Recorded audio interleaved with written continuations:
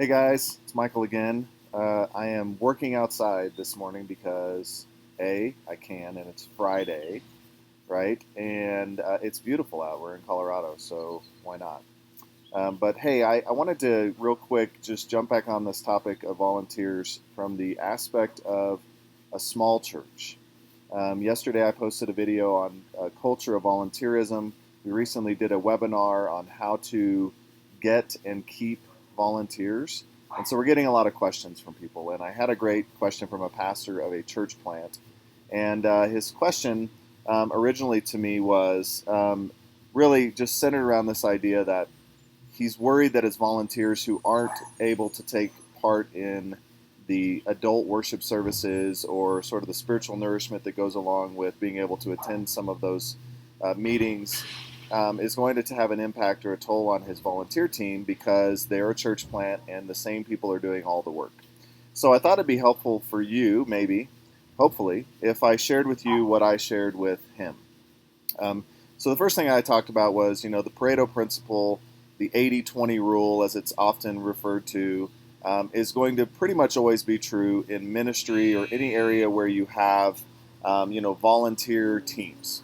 20% of the people doing 80% of the work. It might be 10% doing 90%, but typically what you're going to see is a minority of people doing the majority of the work, and that probably won't change anytime before Jesus returns. Just saying.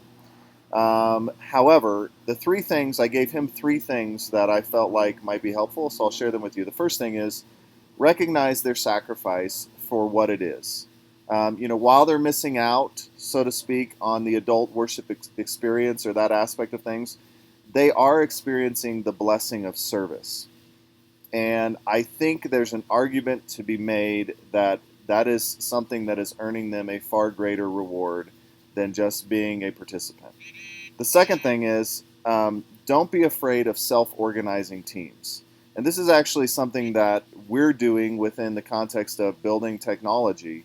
We oftentimes bring in people who are experts, and rather than telling them, not oftentimes, this is how we do it, we have experts who build the technology for us. And so rather than telling them how to get the job done, we say, here's the job, figure out how to get it done. That's the concept of self-organization. And so what I would say is that maybe to kill two birds with one stone is if you're in a position where you're dictating all of your schedules and plugging all of the gaps with people, consider this idea of self-organizing.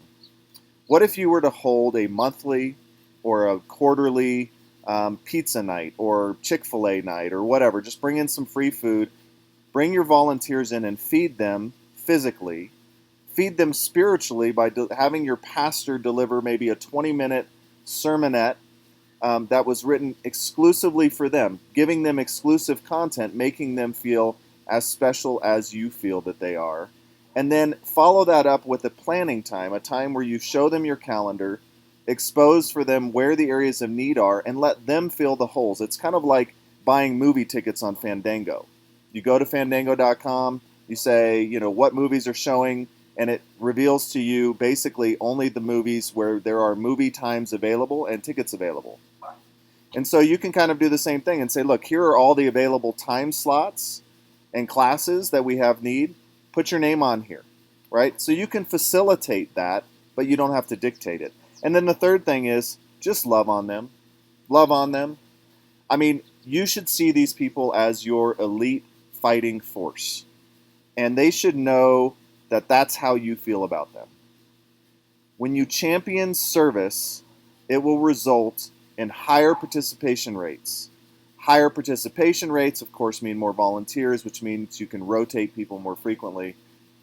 Obviously, you're never going to get beyond the principle of a minority of the people doing a majority of the work, but you should be able to give yourself a little bit of extra capacity. So hopefully those three things were helpful. The first one, just to recap, was recognize their sacrifice for what it is. Serving is better than just than just receiving.